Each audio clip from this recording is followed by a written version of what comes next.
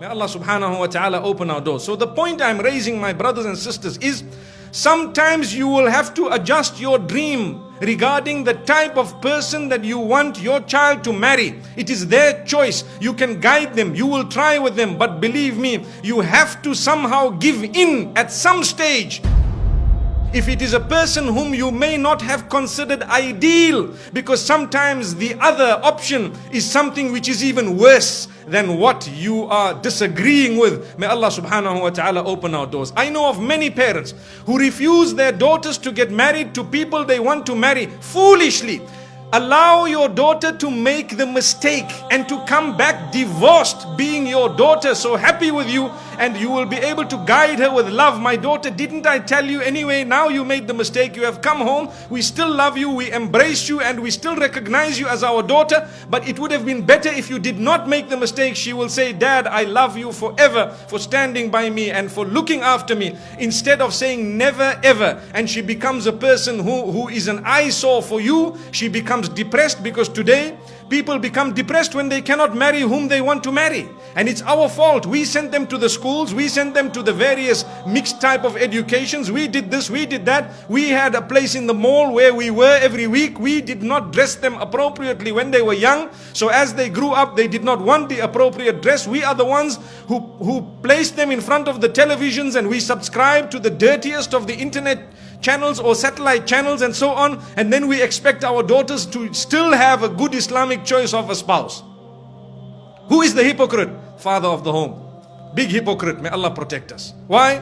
Where are you? What did you allow your daughter to do all along? So my brothers and sisters, it's not fair.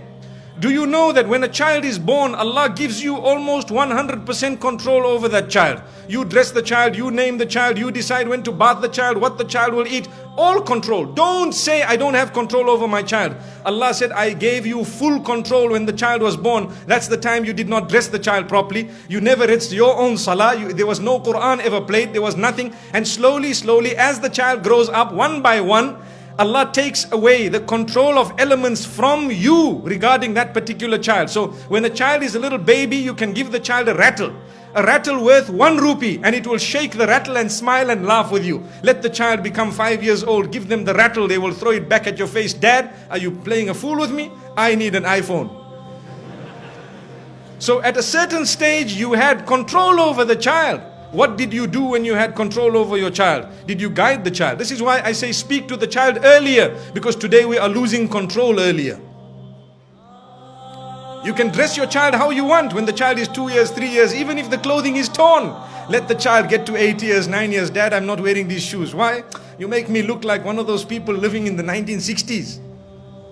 Dad, I need the latest, this Nike Air where you walk, it bounces, May Allah subhanahu wa ta'ala protect us, grant us goodness and ease. My brothers and sisters, don't blame Allah subhanahu wa ta'ala for our failure.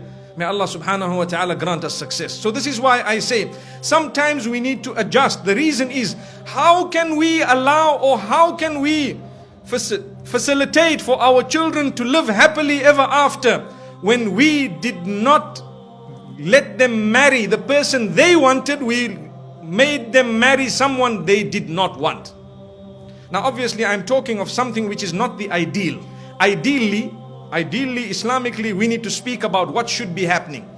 The parents of the girls and the brothers or the relatives should keep an eye.